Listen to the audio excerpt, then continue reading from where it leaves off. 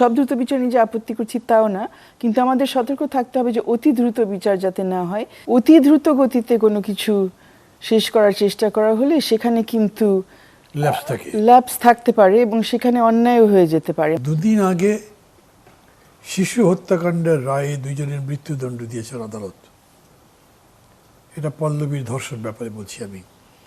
এই হত্যাকাণ্ড সারা দেশে ব্যাপকভাবে আলোচিত হয়েছিল, কিন্তু শুধুমাত্র গত মে মাসে ৮৩ জন নারী ও শিশু ধর্ষণের শিকার হয়েছেন, যাদের প্রায় ৭০% বয়স ১৮-র নিচে। ধর্ষণের পর ৬ জনকে হত্যা করা হয়েছে, যাদের ৪ জনই শিশু। সবার ক্ষেত্রে কিন্তু বিচার হচ্ছে না। শুধুমাত্র আলোচিত হলেই কি বিচার পাওয়া যাবে? এর মধ্যে আমি মাঝে একদিন করেছিলাম ব্রাহ্মণবাড়িয়াতে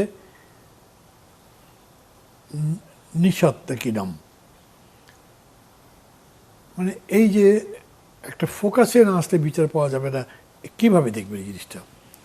ওয়েল, একদিকে একটা পজিটিভ দিক আছে যে আমাদের সমাজে অনেকে বলছেন যে এই ধরনের ঘটনা ঘটছে সমাজের অবক্ষয়ের জন্যে, কিন্তু আমার মনে হচ্ছে অবক্ষয় এত দূরে যায়নি এখন পর্যন্ত যে আমাদের এরকম ভয়াবহ ঘটনাগুলো যে আমাদের বিবেককে আর নাড়া দেয় না, নাড়া ঠিকই দেয়। এবং দেশব্যাপী আমরা দেখেছি সবাই অনেকেই এটা নিয়ে সোচ্চার হয়েছেন, আওয়াজ তুলেছেন, এবং সেই কারণে কিছুটা হলেও রাষ্ট্রের পক্ষ থেকে আমরা দেখেছি একটা রেসপন্স এসছে। এবং সেই কারণে খুব দ্রুত গতিতে তদন্ত হলো, অতি দ্রুত গতিতে বিচার হলো এবং একটি রায় নেমেছে। অবশ্যই ওই বাচ্চাটির পরিবারের পক্ষ থেকে তার বাবা সন্তুষ্টি প্রকাশ করেছেন। তো আমরা অবশ্যই ওনার ক্ষেত্রে, ওনার পরিবারের ক্ষেত্রে, বাবা মা এবং ওনার পরিবারের অন্যজনের ক্ষেত্রে আমরা অবশ্যই সহানুভূতি সংগতি জানাই। কিন্তু আপনি যে প্রশ্ন করছেন যে একটি ঘটনা আমরা এরকম দেখলাম, এখানে আমরা দেখছি সর্বোচ্চ প্রচেষ্টা করা হচ্ছে যে এই রায় যখন অ্যাপিল হবে, অ্যাপিলও দ্রুত গতিতে যাতে নিষ্পত্তি হয়। তো জাস্ট দুটো জিনিস একটু আমাদেরকে মানে চিন্তায় ফেলছে। একটা হচ্ছে যে আপনি নিজেও মানে অন্যায় অবিচারের শিকার হয়েছেন বলে আপনি আরো ভালো বুঝবেন যে অতি দ্রুত গতিতে কোনো কিছু শেষ করার চেষ্টা করা হলে সেখানে কিন্তু ল্যাপস থাকতে পারে এবং সেখানে অন্যায় হয়ে যেতে পারে। মানে সবাইকে আমাদের, অন্তত আমাদের লিগাল সিস্টেমের যত সমস্যা থাকুক না কেন, এখানে প্রিন্সিপালটা হচ্ছে যে আপনি অভিযুক্ত হলেও আপনার নিজের ডিফেন্স দেওয়ার একটা সুযোগ থাকতে হবে এবং এখানে সেই সুযোগটা থাকা দরকার। সেটার জন্য অ্যাপিল যাতে সময় মতো যথেষ্ট সময় দেওয়া যায় অ্যাপিলের জন্য। আমি বলছি না যে বছরের পর বছর ঝুলে থাকুক, অবশ্যই সেটার বিরোধিতা আমরা সবাই করছি যে মামলার জটের কারণে, অন্যান্য কারণে মামলার দীর্ঘসূত্রিতা অবশ্যই একটা বড় বাধা আমাদের বিচার ব্যবস্থা এবং আস্থাহীনতারও একটা কারণ।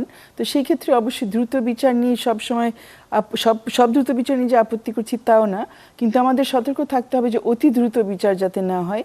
এবং আরেকটি বিষয় হচ্ছে যে একটি ঘটনা নিয়ে অনেক আওয়াজ তোলা হয়েছে, অনেক প্রতিবাদ হয়েছে, সেখানে একটা রেসপন্স এসছে।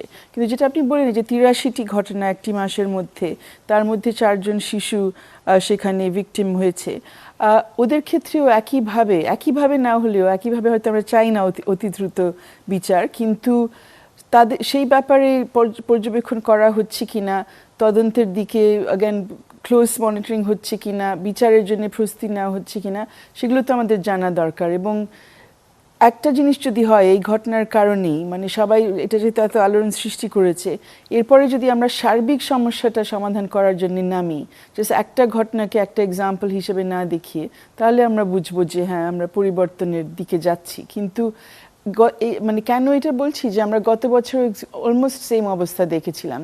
গত বছরের মার্চের দিকে আরেকটি ছোট শিশুকে নিয়ে এরকম একটি ঘটনা ঘটলো, ভয়াবহ একটি ধর্ষণ এবং হত্যাকাণ্ড, এবং তারপরে আসলে এত প্রতিবাদ হলো যে ওই সময় অন্তর্বর্তীকালীন সরকারি আইন তখন সংশোধন করেছে, আমাদের নারী শিশু নির্যাতন দমন আইন। এবং ইন্টারেস্টিংলি এটি একটি আইন যেটা বহাল রাখা হয়েছে, মানে এটা বাতিল করা হয়নি নির্বাচিত সরকারের সময়, অধ্যাদেশটাকে আইন আকারে রাখা হয়েছে।